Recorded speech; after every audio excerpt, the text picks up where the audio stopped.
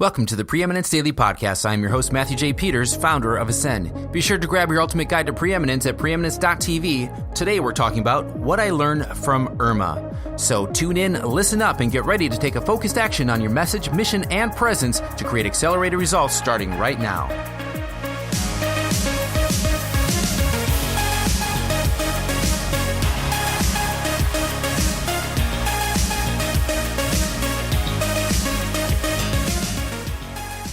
Earlier this year, Hurricane Irma came through right where we live, literally right through Sarasota. And fortunately, we had enough time to decide what we were going to do. We decided to drive to Orlando in the middle of the night and fly out up to Wisconsin where my family lives. So we're far out of the path of Hurricane Irma.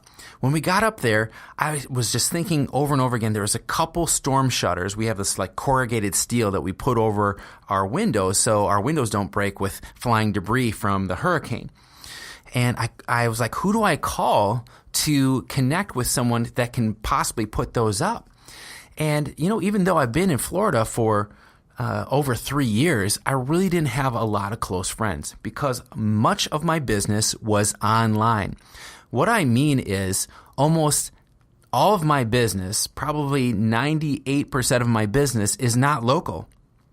It was all online. Literally, I have clients in Australia and New Zealand and South Africa and the United Kingdom and the United States, Mexico, South America, and we also have people that are in Canada.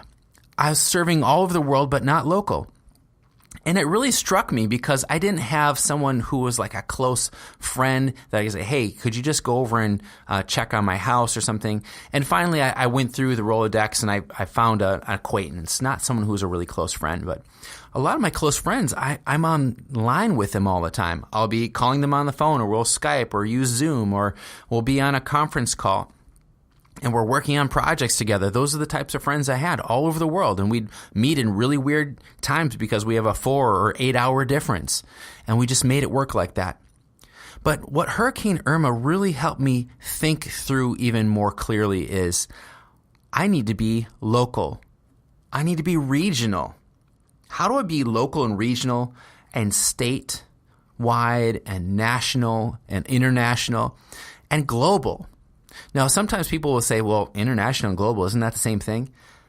I look at international as being the location that you can reach with your message, but I really look at global as you're not bound by language.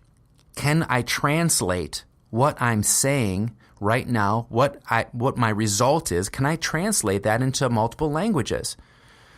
And the thing is, yes, you can. So you can not only be international, you can also be global. You can have a global presence where you're connecting with people in languages you don't speak. So that's a tremendous advantage we have right now. But that really didn't help me if I wanted to get local help. If I needed someone locally to help me, I didn't have a presence here where I served dozens of clients locally. So the question I have for you is, where are your income sources? Literally, where is the source? Where is it located? Is it all U.S. based? Is it all based in 4 miles of your brick and mortar business? Is it all in the English language? Is it all in a different language? What are the restrictions you're putting on your business just by geolocation or language? So what the hurricane really made me think about is, especially this was the scary part, if I had a brick and mortar business and everything around my business was destroyed, where would my income come from? Seriously, I'd have some insurance, but people would be leaving town. They're not going to live there. So the entire economy would change. An insurance policy for you is not just to have insurance on your house or on your business and your cars, but also have an insurance policy on your income. If you are 100% local or even regional right now, how do you take what you do and create something that is international or national or global? I want you to think about a global positioning for your business. You can say, well, wait a minute, I do local pest control, or it doesn't make sense for me to do something local because people will not pay locally what they will pay internationally. Like I can go speak on a stage in London for $5,000. They will not pay that locally here where I'm at. This is the argument sometimes I hear. Locally they'll pay me maybe $500, if that, because the local expert isn't appreciated as they are when they travel far away. So your action step for this today and for this week, and I want you to keep thinking about this.